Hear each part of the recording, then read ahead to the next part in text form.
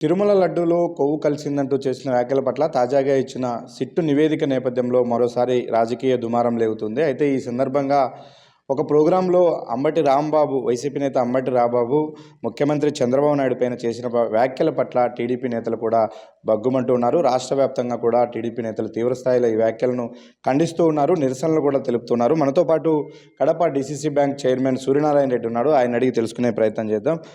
అన్న, లడ్డూ వివాదం కొనసాగుతుంది. అయితే దాంట్లో గతంలో కల్తీ జరిగింది అని సిట్టు నివేదించినప్పటికీ ఈరోజు ఇట్లా పర్సనల్గా వ్యాఖ్యలు చేయడం ముఖ్యమంత్రి పట్ల వైసీపీ నేతలు, దీన్ని ఎలా చూస్తారు మీరు? ఇది చాలా దుర్మార్గం అండి. ఈ వైసీపీ పాలకులు ఎంత దుర్మార్గంగా వ్యవహరిస్తున్నారంటే, వాళ్ళు మనకు కల్తీ జరిగిన మాత్రం వాస్తవం కల్తీ జరిగింది ఖచ్చితంగా వాస్తవం తేల్చిన తర్వాత కూడా అది కల్తీ 100% కల్తీ ఉంది, చాలా చీట్ చేశారు, కారణంగా ఒక పవిత్రమైన తిరుమల పవిత్రతను కాపాడలేనటువంటి ఆ వైసీపీ పాలనలో కల్తీ ఉందని చెప్పిన తర్వాత కూడా ఈ వైసీపీ నాయకులు ఇలా చేయడం చాలా దుర్మార్గము. ఇలాంటి ఈ ఆంబోతు మన అంబటి రాంబాబు గారు ఎంత దుర్మార్గంగా మాట్లాడంటే క్షమించరాని విషయము. ప్రతి టీడీపీ కార్యకర్తకు మొదలుకొని ప్రతి నాయకుడు కూడా దీన్ని చాలా తప్పు చేసి మా అందరికీ బాధలేసిపోతా ఉంది. వీళ్ళని క్షమించరాని విషయము. ఇలాంటి దుర్మార్గునికి ఇది శిక్ష, ఇది అరెస్టే కాదు, అతనికి ఏమైనా చేయాల్సిన అవసరం ఉంది. ఇలాంటి వైసీపీ నాయకులు చాలామంది ఇంతకుముందు వాళ్ళ పాలనలో చాలా వైనాట్ 175 అని వరస్ట్ మాటలు మాట్లాడి తప్పు ఏ రోజు కూడా బయటకు వచ్చిన పాపాన లేదు. ముఖ్యమంత్రి అయిన తర్వాత జగన్మోహన్ రెడ్డి 19 నుంచి 24 వరకు ఎక్కడా అతను బయటకు వచ్చిన పాపాన పోలేదు. ప్రజలంతా ఈసడించుకొని వాళ్లకు 11 సీటుకు తీసుకొచ్చినా కానీ బుద్ధి రాలేదు. ఇలాంటి మాటలు మాట్లాడే అంబటి రాంబాబు చేసిన ఈ వ్యాఖ్యలను తీవ్రంగా ఖండిస్తున్నాను. ఇలాంటి దుష్టులను మనము ఎంత ఈజీగా వదిలిపెట్టకూడదు మనము. అలానే ఇప్పుడు ఎందుకంటే ఈ వైసీపీ పాలనలో ఎంత చేశారంటే అంత దుర్మార్గంగా చేశారు. మా ముఖ్యమంత్రి చంద్రబాబు నాయుడు గారు మన సీఎం అయిన వెంటనే దాదాపు 10 సార్లు కడప జిల్లాకు రావడం జరిగింది.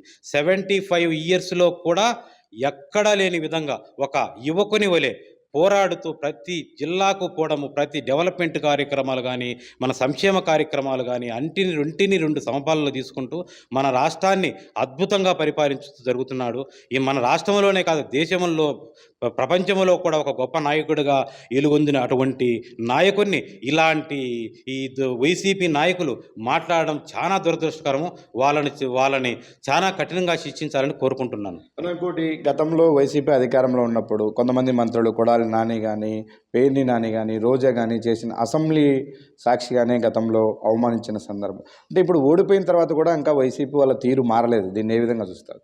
వాళ్ళకి ఇంకా బుద్ధి రాలేదండి. వాళ్ళకి ఈ కొడాలి నాని కానీ, వంశీ కానీ, రోజా గారి కానీ వాళ్ళ మాటలు అనుకుంటే వాళ్ళ పార్టీ వాళ్ళు ఈసడించుకుంటారు. వాళ్ళ మాట్లాడేటి ఎలా ఉందంటే అంత దుర్మార్గంగా మా ముఖ్యమంత్రి ఎలాంటి మాటలు మాట్లాడిన అంత ఓపిక ఉన్న మన ముఖ్యమంత్రి వర్యులను కూడా ఆ రోజు అంత బాధ పెట్టి ఒక వేడ్చే విధంగా చేశారంటే ఈ దుష్ట చతుష్టయం, ఈ దుర్మార్గ పాలనలో అదంతా వాళ్ళకు పాపం కొట్టుకునే 11 సీట్లకు వచ్చిండ్రు. మళ్ళా ఈ ఓడిపోయినా కూడా సిగ్గు లేకుండా ఈరోజు మళ్ళీ అదే వర్షం మొదలు పెడుతున్నారు. కాబట్టి వాళ్ళు కూడా తొందరలోనే నెక్స్ట్ వచ్చే ఎలక్షన్లు ఈ 11 కూడా రావు, 1-2 వస్తాయని నేను అనుకుంటాను. మొత్తం మీద వైసీపీ అధికారాన్ని కోల్పోయినప్పటికీ వాళ్ళ మాట తీరులో ఏమాత్రం మార్పు రావట్లేదు. ఇప్పటికీ అసభ్యకర వ్యాఖ్యలు చేస్తూ ప్రజల ముందు నీచంగా నిలబడిపోతూ ఉన్నారు.